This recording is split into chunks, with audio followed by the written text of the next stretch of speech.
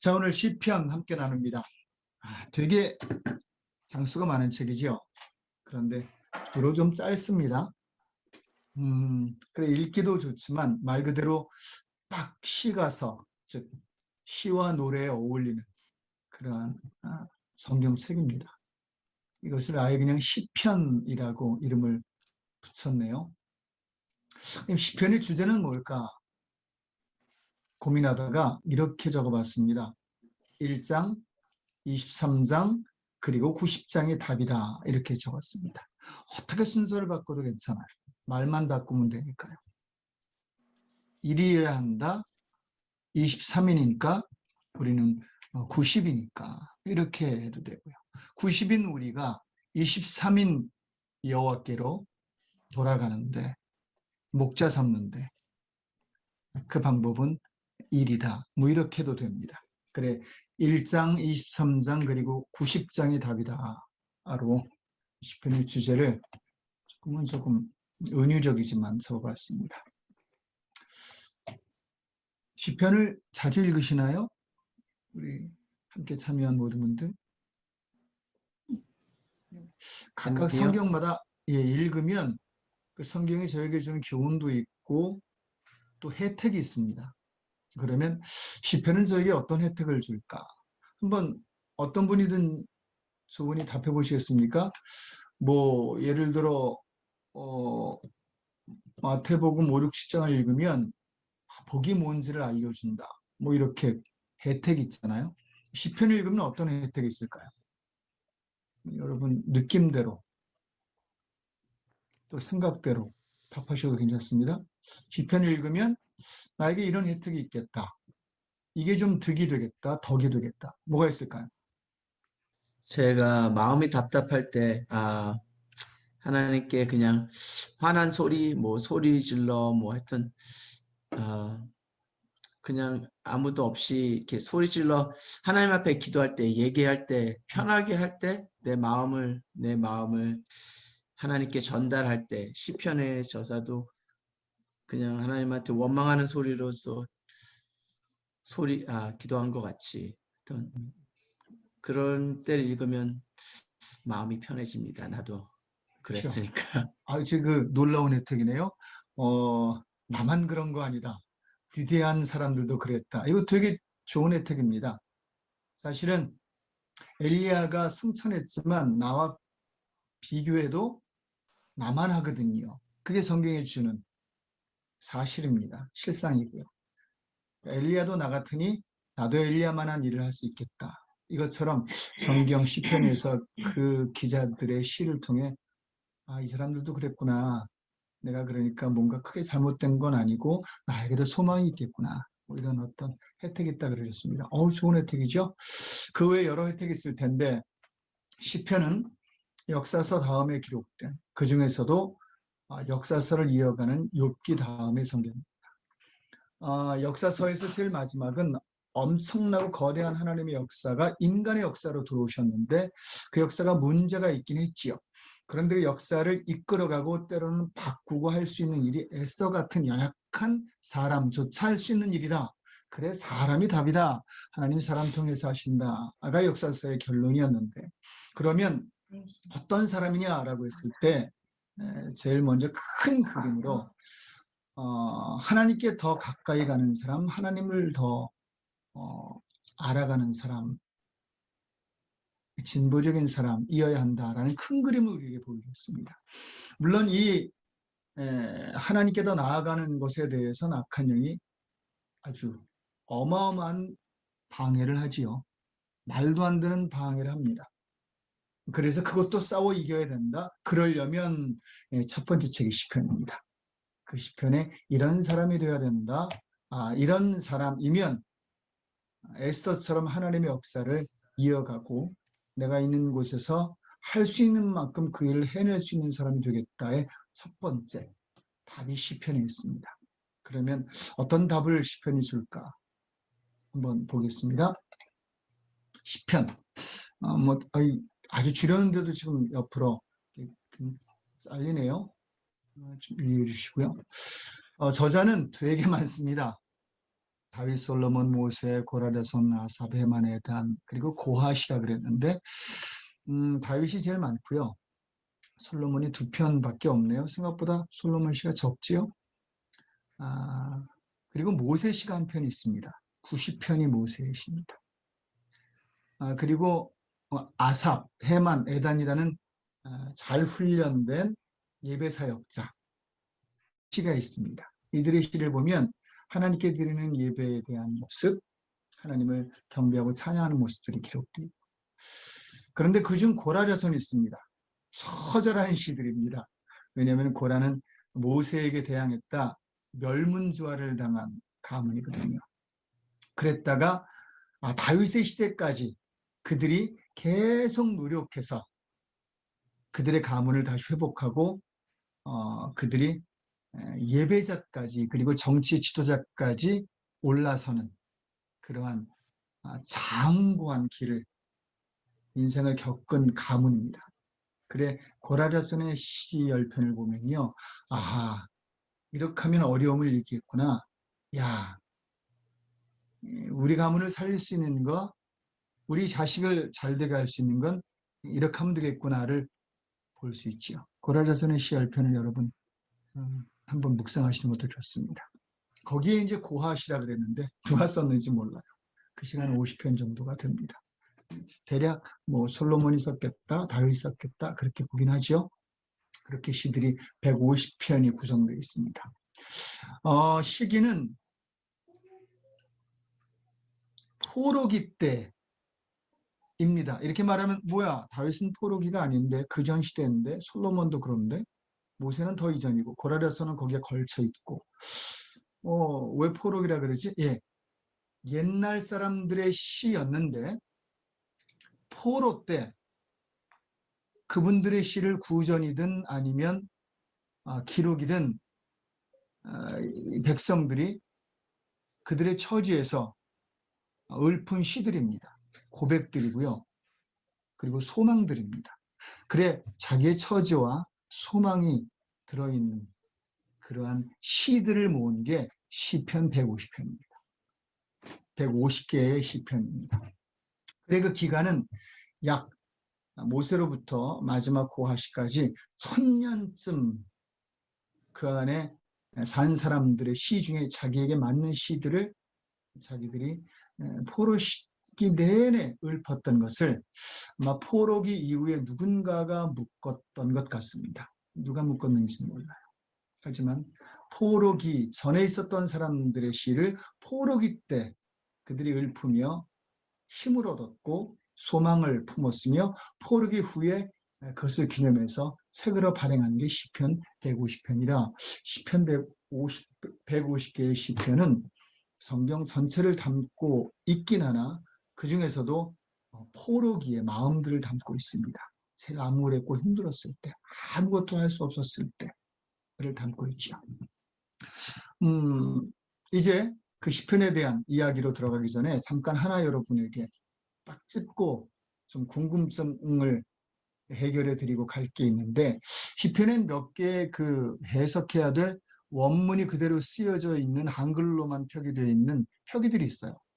뭐 믹담이라든지 마스길이라든지 그런 게 있는데, 뭐 어떤 건 어디에 맞춘 노래다, 뭐 어떤 건 마음의 노래다, 뭐 이런 표시들인데 그 중에 셀라라는 게 있습니다. 여러분 시편 보면서 다는 아니지만 시편 중간 이렇게 중간중간에 가로 열고 셀라 이렇게 쓴 거 있지요. 보셨나요? 그게 무슨 뜻인지 사실은 몰라요. 누구도 모릅니다. 왜 썼는지 몰라요. 특히 그 구약의 히브리어는 틈이 없이 붙어 있고 모음이 없는 글자였기 때문에 현대에나 모음이 들어가서 그 안에 셀라를 넣은 게 뭔지는 몰라요. 그런데 셀라의 가장 가까운 뜻으로 잠시 멈춰라 그런 뜻이 있습니다. 시를 이렇게 읽다가 거기서는 하고 호흡하라는 얘기인가요? 예, 그런 어떤 시적인 그 지문이지요.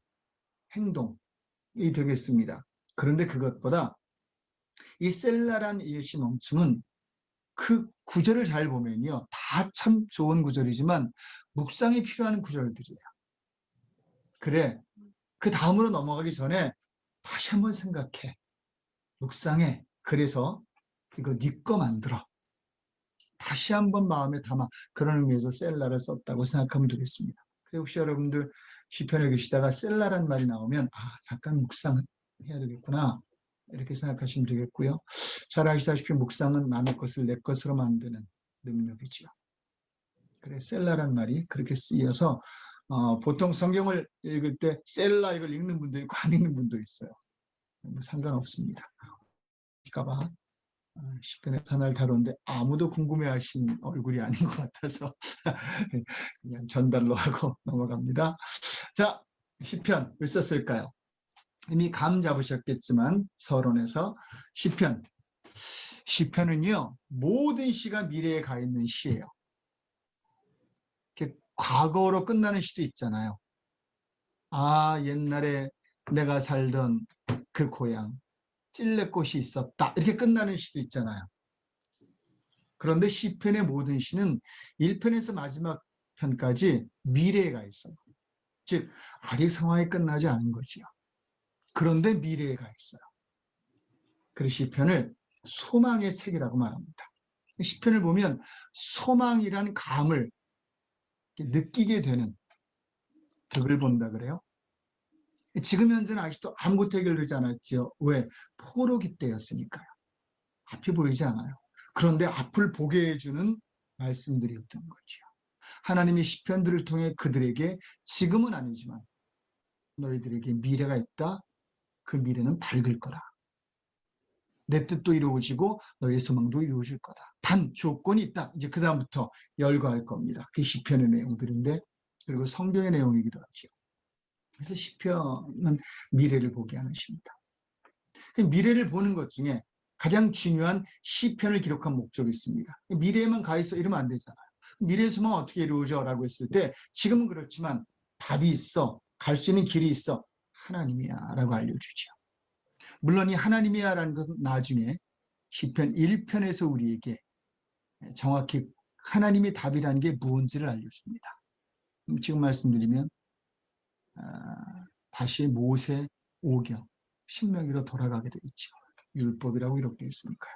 자, 그러면서 뭐라고 이제 시편을 우리에게 말하냐면 시편에서 가장 많이 말하는 단어 그리고 명령 또 요청들이 있습니다. 그분을 인정하라는 거예요. 왜냐하면 이스라엘 백성이 하나님을 인정하지 않았기 때문에 그렇게 살았고 그렇게 살아서 지금 이 지경이 됐다는 거죠. 그러니까 다시 돌아가려면 하나님이 답인데 그분을 인정해야 돼. 그래야 진짜 답이 되는 거야. 라고 알려주는 겁니다. 그래 시편에서 가장 많이 나타나는 단어나 요청이 바로 찬양이라는 요청입니다. 찬양은 다른 말로 인정이라는 뜻이군요. 그래 하나님을 찬양하라는 건 노래하라는 게 아니라 노래로 찬양한다라는 말이 맞아요. 즉 노래로 하나님을 인정한다 그런 말이에요. 그 찬양은 노래가 아닙니다. 인정하는 거죠. 찬양만이 감사를 가능하게 해요. 인정했으니까 그분이 하신 일이네. 그분이 이런 분이네. 야 이렇게 하실 분이네. 인정하니까 찬양이 되는 거고요. 거기에 이제 곡을 붙이면 노래가 되는 거죠. 그냥을 풀면 시가 되는 거고요. 그걸 고백하면 간증이 되는 겁니다. 그걸 글로 적으면 수필이 되는 거죠. 그래 그걸 시가서들이 그런 내용들입니다. 그걸 인정하라는 거죠. 그래 너희가 미래에 그 일이 이루어지려면 하나님이 답인데 인정해야 돼. 이걸 계속해서 우리에게 알려준 150개의 시가 구분은 돼 있으나 시편이며 그 시편은 그 목적으로 우리에게 쓰여진 겁니다. 시편을 읽으면 어떤 득이 될지 이걸로 아시겠죠? 그러면 이제 시편의 개요를 보겠습니다. 시편 그러면 딱 요거예요. 제가 그림을 참 며칠 동안 찾았습니다. 시편을 그림 하나로 설명할 수 있을까? 이 그림이 있더라고요. 물론 제가 쓴 건 아니라 시편은 이거예요. 다시 한번 생각하셔야 돼요. 시편을 읽기 전엔 생각하기 전엔 반드시 포로기에서 시작한 시들이다. 그리고 소망이 이루어졌을 때 묶은 책이다. 이 생각을 하셔야 돼요. 그리고 인생 전체를 쓴 책이다 생각하시면 되는데 그래서 시편은 이렇게 구성되어 있습니다. 시편은 100% 아닌데 거의 대부분의 시가 요 그림처럼 됐습니다. 즉 우는 소리로 시작해서 웃음소리로 끝나는 게 시편이에요. 헌데 아직은 해결되지 않았습니다.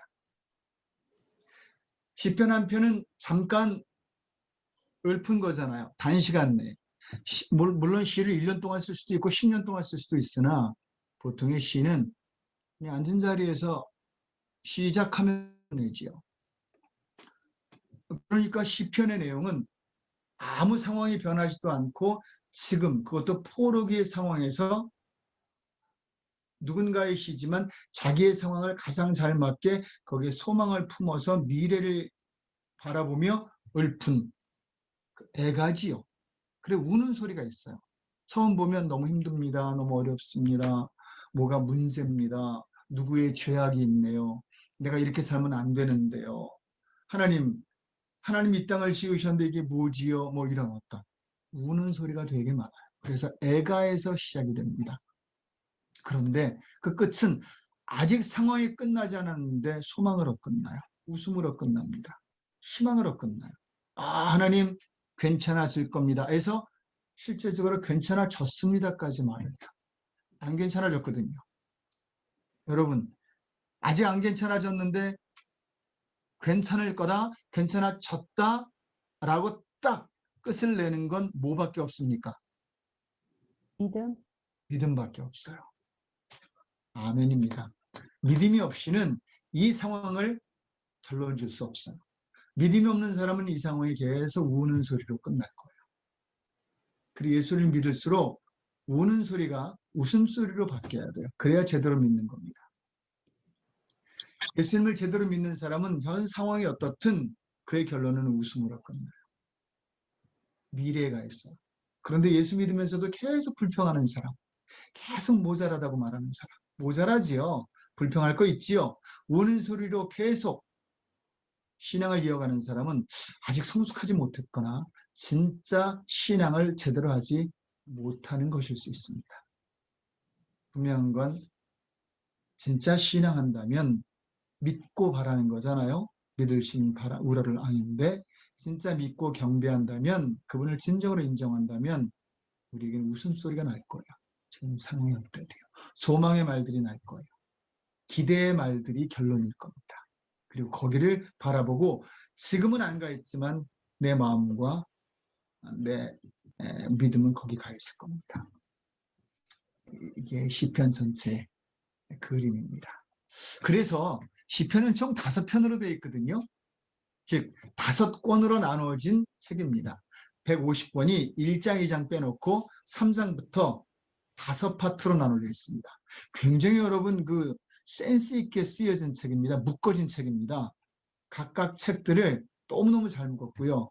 그 흐름들도 너무 정확하게 묶어진 책인데 그게 이제 시편 119편에 가면 아주 하이라이트를 이루죠. 굉장한 책입니다. 119편. 119편도 답인데 쓰지 않은 것은 1편이 119편이기 때문입니다. 자, 5권의 마지막 부분이 41장, 72장, 89장, 106장 그리고 크게 마지막 5권이에요. 5편이에요. 145에서 150까지. 이게 모든 한 권에 끝나는 마지막 장들입니다. 끝나는 마지막 장들이 다 어떻게 끝나는 줄 아십니까? 거의 같은 내용으로 끝나는데 그 내용이요. 이스라엘의 하나님 여호와 영원히 성숙할지어다라는 내용이 거의 문장으로 들어가 있어요. 그리고 어느 부분에 아멘 아멘이 들어가 있습니다.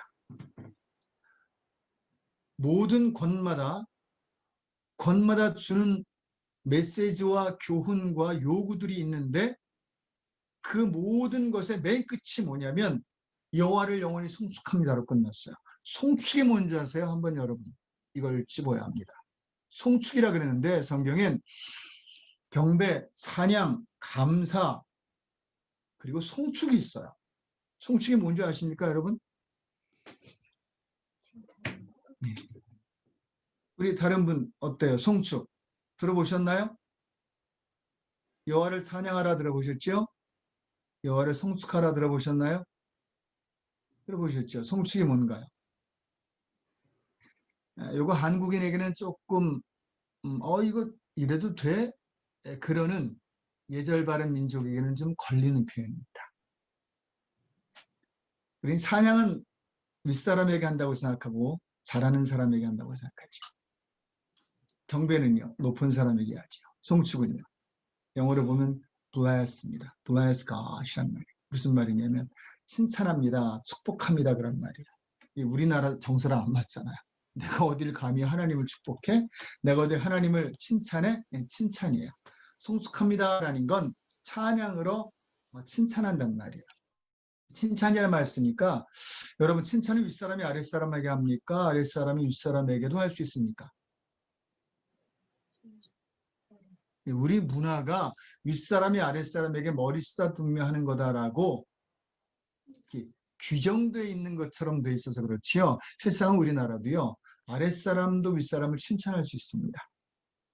그래서 송축이란 건 찬양 중에 인정하고 칭찬하는 걸 말합니다. 무슨 말입니까? 제가 지금 죽을 것 같습니다. 이대로 살면 이거 뭐 앞이 안 보여요. 그런데 하나님이 저에게 소망을 주셨습니다. 우리를 회복시키실 겁니다. 그리고 끝에 말한 거예요. 그렇게 하실 하나님을 칭찬합니다. 이 믿음이 얼마나 강하면 칭찬을 끝으로 해요. 그게 시편의 굉장한 묘미입니다. 일어나지도 않았는데 칭찬으로 끝내요. 얼마나 확신이 있으면. 여러분, 신앙은 이런 확신이 가미돼야 합니다. 확신이 없는 신앙은요, 때론 재미고요, 때론 교제고요, 때론 그냥 습관이 돼요. 주일이니까 교회 나가야 돼요. 그 습관이 돼요. 그런 사람은 절대 우는 소리가 웃는 소리로 끝나지 않습니다. 칭찬함으로 결론이 맺어지잖아요. 이게 시편의 전체적인 계율의 한 지도 되겠습니다. 맵 되겠습니다. 자, 그러면 이제 계율들을 보죠. 그런데 계율을 보기 전에 제일 먼저 전체 시편의 주제인 1편, 2편을 봐요. 시편은 5권으로 되어 있지만 5권은 3편부터 시작합니다. 그런데 그 3편부터 시작하기 이전에 시편은 다른 책과 달리 결론부터 내려요. 이게 답이야 라고 결론부터 줘. 너희가 이러이러하고 하나님이 이러이러한 분이니까 그러니까 이게 답이야. 이렇게 해야 돼. 를 보통 끝에 하는데 이 책만큼은, 이 시집은 1편, 2편을 먼저 답으로 제시합니다. 한번 여기 있는 글을 읽어볼까요? 시작. 오직 여호와의 율법을 즐거워하여 그의 율법을 주야로 묵상하는 것이라고 되어 있고요. 시편 1편은 모두 아시지요. 누가 의인이고 누가 죄인이냐, 누가 악인이냐 이렇게 써요. 여러분, 악인이 어떤 자입니까? 악한 일을 행하는 자? 아니요. 시편 1편에서는 말이에요. 악인은 말씀과 상관없이 사는 자, 말씀을 무시하는 자라고 기록되어 있어요. 그들은 바람에 나는 겨와 같다 그랬어요. 바람 보면 훅 날아가는 거죠.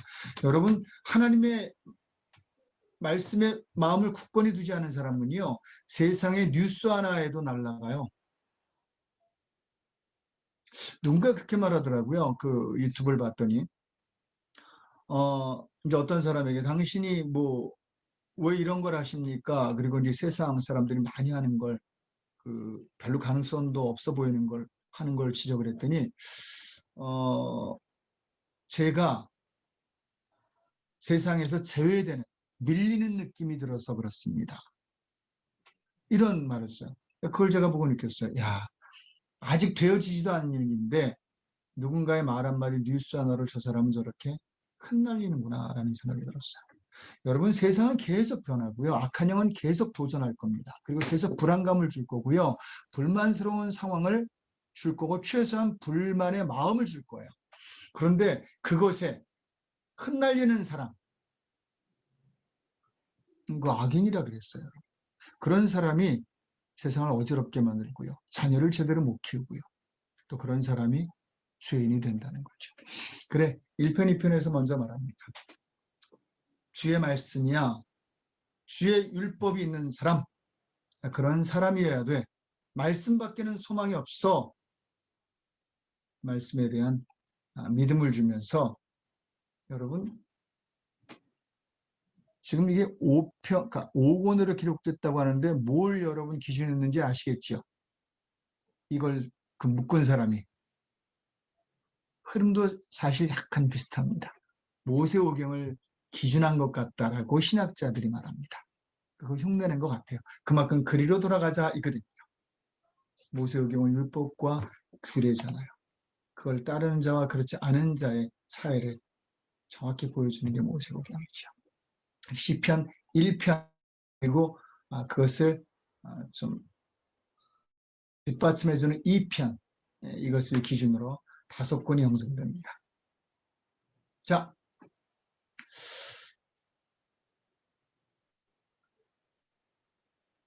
시편 1권입니다.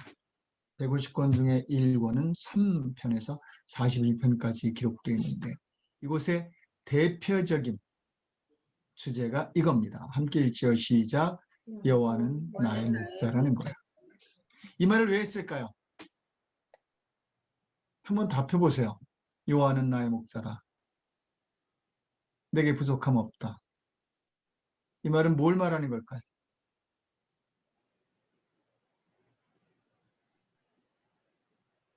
예, 지금 다 뮤트해놔서 안 들립니다. 혹시 말씀하셨는데 뮤트를 끄고 말씀하시면 제가 들을 수 있겠습니다. 무슨 말이, 뭘 우리에게 보여주는 걸까요? 하나님만 따라가면은 아무 염려 걱정이 없다. 예, 그거 있고요. 또 있다면요? 여호와는 나의 목자시니 내게 부족함이 없다라는 이 말. 지금 이 사람들은 되게 부족하잖아요. 호롭기잖아요. 그 말은 여호와가 자기 목사가 아니란 말이에요. 이스라엘 백성의 계속되는 문제는요. 누가 네 삶의 주인이며 누가 네 삶의 리더며 누가 네 삶의 왕이냐는 거예요. 이스라엘은 끊임없이 자기가 왕 되려고 해요. 여러분 인생의 주인이 누굽니까? 여러분이라고 생각하세요? No. 그러면 여러분들은 이 시가 이루어지지 않을 겁니다. 여러분이 이 시가 이루어지려면 빨리 목자부터 바꿔야 돼요. 누가 주군인가를 결정해야 돼요. 여러분 인생을 여러분들이 이끌어갈 생각하지 마세요. 매사에 좀 물으십시오. 매사에 그분에게 의뢰해 보세요. 시편의 뒤에 나와요. 그분이 정말 목자인지 아닌지 차분히 반항할 겁니다. 그래서 시편의 첫 번째 책에선 여러 글들이 있으나 그 글들을 전부 묶어서 우리에게 던지는 메시지가 이겁니다. 누가 네 주인이야? 누가 목자냐는 거예요. 목자는 이끌어가는 자입니다. 누가 누구를 이끌어갑니까? 누가 누구의 말을 들어야 합니까? 누가 누구를 설득합니까? 무슨 얘기인 줄 아시지요? 우리는 하나님을 이끌어가려고 해요. 우리는 하나님을 설득하려고 해요. 여러분 기도 중에 하나님의 뜻을 알려는 기도를 꽤 하셔야 돼요. 그런데 기도 중에 여러분의 뜻과 여러분의 계획을 하나님께 알리려는 시도가 너무 많아요. 그게 아니면 어쩌려고. 그러면 최소한 좌절을 겪든 그게 이루어지면 그건 하나님이 이루어지는 거 아닐 수 있지 않습니까? 근데 기도했다고 그게 이루어졌다고 하나님이 이룬 게 아닌데 하나님이 이루었다고 간증까지 하면 어떻게 되나요? 그것도 카피하면 어떨 거예요? 그렇게 자녀들이 따라오면 어쩔 겁니까? 여러분 굉장히 심각한 문제입니다. 누가 누구의 목자입니까? 시편 첫 번째 책은 우리에게 그걸 물어요. 그러면서 우리에게 답을 줍니다. 네가 목자면 안 돼. 그리고 우리에게 말하기를 너희는 양 같잖아. 이렇게 첫 번째 우리의 모습을 말합니다. 여러분 양의 특징을 아십니까? 양. 왜 우리 양이라 그랬을까요? 또 다른 우리의 다른 모습을 이제 비유하기 하는 동물도 있긴 한데 양이라 그랬어요. 딱 이 상황에 아주 중요한 그 동물에 대한 비유입니다. 여러분 양 같대요. 기분 좋으신가요? 아니면 기분이 좀 상하시나요? 양 같다 그러니까. 어떠세요?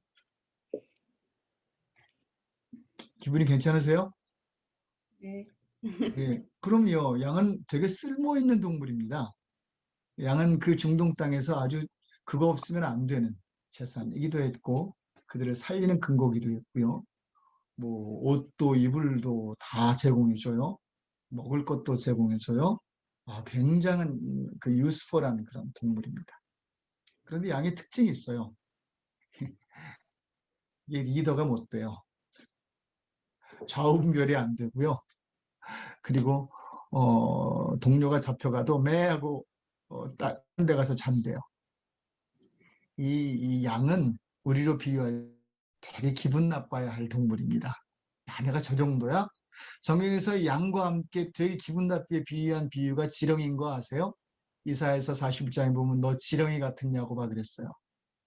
이 양과 비슷해요. 좌우분별 못하고 어디가 머리인지 어디가 꼬리인지 모르고 물기만 있으면 이게 내가 살 것인가 보다 나가는데 조금 있다가 말라 죽고 밟혀 죽고 이 우리의 모습을 쓴 건데 물론 타락 이후의 모습입니다. 타락 이후의 모습이 이렇게 섰어요. 말합니다. 하나님과 우리 사이에 목자는 정해져야 돼요.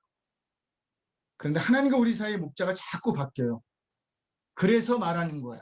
시편 기자가 돌아봤더니 너희가 그렇게 고난을 당한 이유는 니들이 목자여서 그랬구나. 알려주는 겁니다. 그리고 다시 경고하는 겁니다. 다시 목자가 되면 안 되지. 왜? 왜 이런 메시지를 줬을까요? 이스라엘이 포로 이후에 계속 목자가 되려고 그래요. 이 메시지는 사실 지금도 저에게 오지 않나 싶습니다. 그러면 여호와가 목자인데 이제 2권으로 넘어갑니다. 2권에서 말합니다. 그를 찾아야 돼라고요. 42편에서 72편까지 기록된 성경 중에 대표적인 성경은 42편에서 43편입니다. 여기에 두세 번 반복된 말이 있는데 그게 바로 내 영혼아 내가 어찌하여 낭망하는고 내가 어찌하여 불안하는고 너는 하나님을 네 속에 있는 하나님을 바라라 라고 말하셨어요. 하나님이 없어 보이잖아요. 그런데 말해요. 너 지금 낭망하고 있지. 너 힘들지. 근데 네 영혼아 명령하고 있어요. 영혼아 낙심하지 마. 낙담하지 마. 그 하나님이 계신데 뭐라고 말합니까? 네 속에 있어라고 말해요. 멀지 않다는 거예요. 늘 계셨다는 거죠. 여러분 힘들다고 하나님이 어디 가신 줄 아십니까? 가신 것 같이 느껴지는 거지 가신 적이 없어요. 내가 보내도 안 가세요. 그런데 우리는 자꾸 어디 가셨다고 생각해요. 그래서 말하는 겁니다. 그분은 계시지만 네가 지금 모르고 있잖아. 그분을 찾아야 돼. 라고 역설하는 거죠. 함께 읽어봅니다. 시작. 하나님이여 사슴이 시냇물을 찾기에 갈급한 같이 내 영혼이 주를 찾기에 더 정확히 말하면 목마른 사슴이라고 되어 있어요. 이게 아재개인가요? 옛날에 그 버스 타면요. 우락부락한 아저씨가 볼펜 들고 와서 목마른 사슴이 시냇물을 찾듯이 여기 이 사람 옛날에 험악하게 살다가 볼펜 팔러 왔습니다. 사주세요. 이랬던 기억이 나는데 혹시 기억나십니까? 네, 상용사분도 계셨고요. 그게 보니까 성경에 있더라고요. 목마른 사슴. 그런데 이것은 동물의 이야기예요. 동물학자가 말하는데 목이 마르면 제일 빨리 죽는 동물 중 하나가 사슴이랍니다. 그리고 사슴은 더러운 물을 먹어도 죽는데요. 사슴이 먹는 물은 인간이 먹어도 되는 물이랍니다. 어디 가든. 혹시 목마르시면 산에 갔을 때 사슴이 먹는 샘에 가서 드시면 되겠어요. 사슴이 찾는 물, 말씀, 하나님의 순수함을 말하면서 사슴처럼 너희는 말씀 없으면 죽어. 그러니 사슴처럼 말씀을 찾아 하나님을 찾아야 돼. 찾아 헤매야 돼라고 말합니다. 두 번째 우리에 대한 비유입니다. 연약한 것 같지만 물을 찾는 사슴을 비유하면서 그를 좀 찾아라 라고 두 번째 책에선 우리에게 우리의 자세를 촉구합니다. 역설하지요. 그리고 드디어 3권에서 우리에게 말해줍니다. 3권은 73편에서 89편까지 기록됐는데 여기선 이렇게 말해요.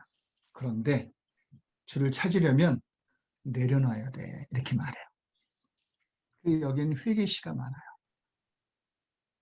네가 최고로 여겼던 거, 때론 네 계획, 근데 하나님과 상관없는 거, 네가 잘 살려고만 했던 거, 잘 되려고만 했던 거, 지금 아니잖아. 네가 우상을 섬겼지. 네가 하나님을 떠났지. 그거 다 잘 되려고 한 거잖아. 맞잖아요. 여러분, 하나님을 찾아도 잘 되려고 찾고 떠나도 잘 되려고 찾는 거, 떠나는 거 아세요?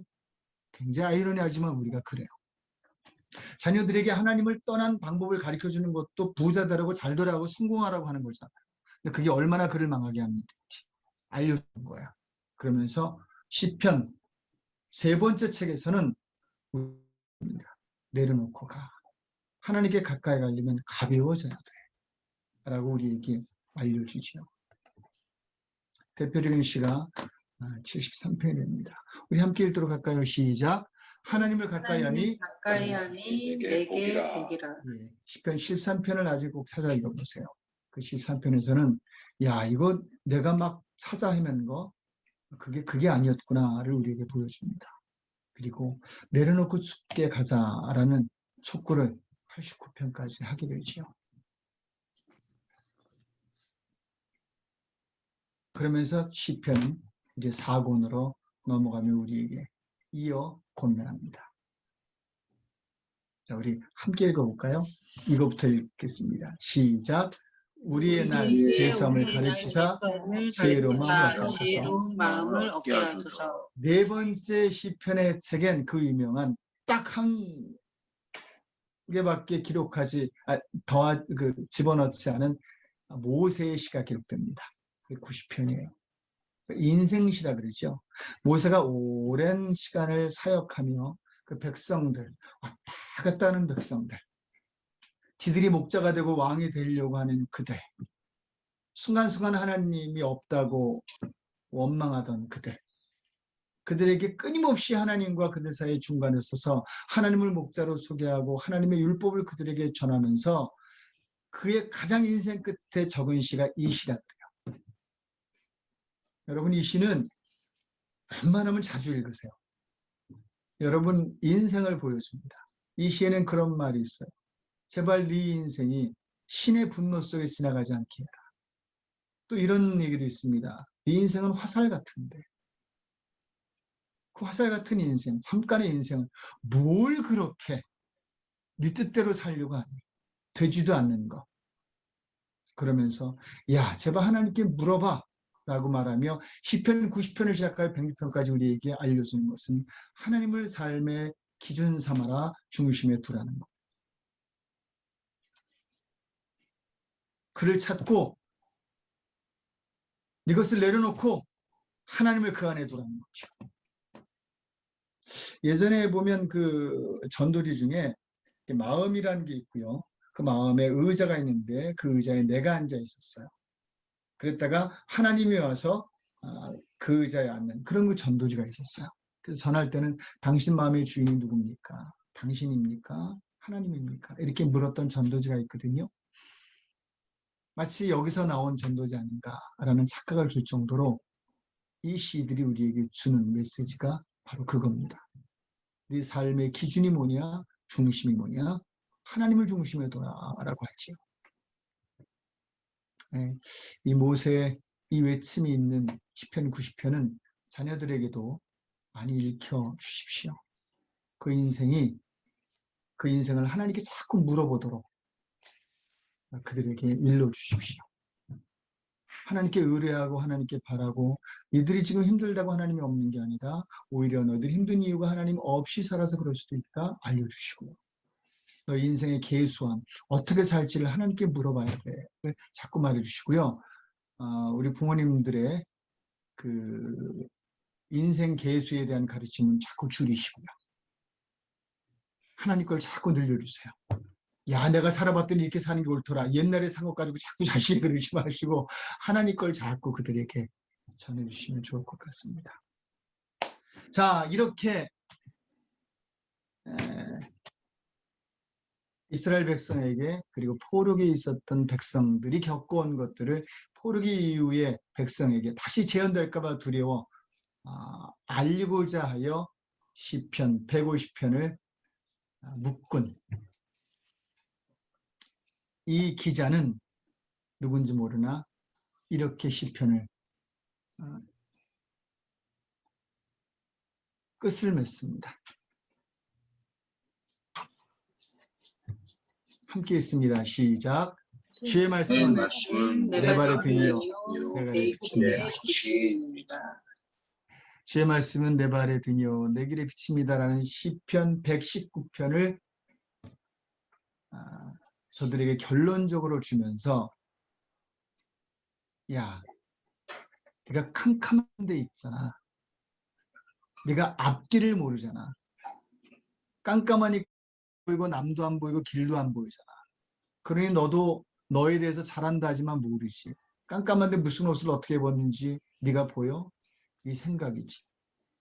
너 네 자식이 안 보이는데 어떻게 자식을 제대로 키운다 그래. 너 어떻게 살아갈지 모르잖아. 이 얘기를 해주는 거야. 근데 거기에 등이 있어, 빛이 있어, 말씀이야 라고 알려주는 거죠. 말씀을 따라가면 미래 너희들의 소망이 이루어질 거야. 하나님의 뜻이 이루어질 거야. 단 너희 소망이 하나님의 뜻이 돼야 되고 하나님의 뜻이 너희 소망이 되어야 돼 라고 알려주지요. 합일점을 보여주면서 그것을 시편 119편 말씀에서 찾아라고 말합니다. 그러면서 이 5권은 찬양과 송축과 경배의 잔치를 벌입니다. 한 권 한 권마다 마지막에 여호와를 송축합니다라고 끝냈던 이 끝을 그냥 끝내지 않고 되게 감성적이었던 사람인 것 같아요. 아마 예배자가 이걸 묶은 것 같아요. 예배로 끝을 냅니다. 시편 146편에서 150편은 할렐루야 시편이라고 이름을 별칭이 붙었습니다. 왜냐하면 이 5권의 시편은요 할렐루야로 시작해서 할렐루야로 끝나기 때문입니다. 그러니까 예배자가 쓴 것 같아요. 모은 것 같아요. 여러분, 할렐루야가 무슨 뜻인지 아시죠? 아시는 분 한번 설명해 주십시오. 할렐루야는 주님 찬양하라. 예, 할렐루야가 sing이란 말이고요, praise란 말이고요, worship이란 말이고요, 야는 야훼라는 목적어입니다. 이름인데 목적어가 된 거죠. 그래 할렐루야예요. 할렐루야가 되는 겁니다. 아니면 야 할렐루 이렇게 말해도 돼요. 근데 그렇게 말하면 좀 안 들어봐서 이상하죠? 그래도 됩니다. 할렐루야란 말은 여호와를 찬양하라 그런 말입니다. 자, 아직 이루어지지 않았어요. 아직은 암울해요. 그때 그들은 미래를 바라보고 아하, 하나님이 내 목자인데 내가 내 걸 내려놓고 그분을 내 삶의 중심으로 놓으면 미래가 이루어질 텐데, 그런데 그 이루어졌어요. 이루어진 이후에 마지막으로 더한 게 아마 이 시편들인 것 같습니다. 그리고 다시 알려주는 거죠. 그런 하나님을 찬양합니다. 그리고 그런 시편을 너희 삶의 중요한 교보제 삼아라. 그걸로 공부해라. 그래 다시는 불만이나 불평이 없는, 고난과 어려움이 없는 찬양하는 인생이 되거라 라고 시편은 마무리를 해줍니다. 결론을 맺겠습니다. 혹시 지금까지 나눔 중에 질문 있으신가요? 예. 없으시면 결론입니다. 함께 읽습니다. 시작. 1장으로 돌아가야 합니다.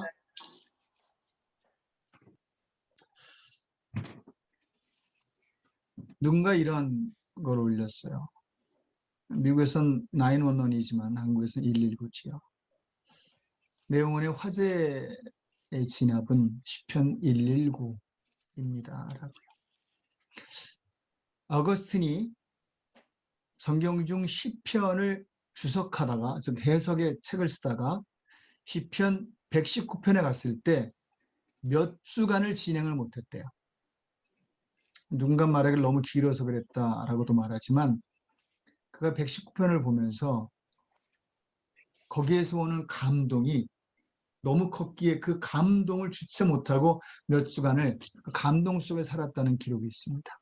어거스틴의 책은 굉장히 많이 있죠. 그래 어거스틴의 시편 119편에 대한 기록과 함께 어거스틴의 이 감동은 굉장히 신학자들 중에서도 많이 묵상되고 재고되는 내용입니다. 그 중에서 특별한 내용이 있기보다 어거스틴이 시편 119편 말씀에서 받은 은혜, 말씀에 대한 표현들이 이렇게 놀랍구나라는 걸 평생 그가 전하고 다녔다 그래요. 저도 아마 시편 119편 중에 한 일부만 저희 교회에서 여러분에게 전했다 생각합니다.